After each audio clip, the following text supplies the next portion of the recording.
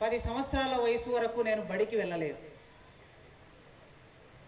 నా బడి జీవితం అంటే నేరుగా 5వ తరగతి. 1, 2, 3, 4 నేను చదువుకోలేదు. మరి చదువుకోనిది 5వ తరగతిలోకి ఎట్లా వచ్చావు అనే ప్రశ్న సహజంగా ఉదయిస్తుంది.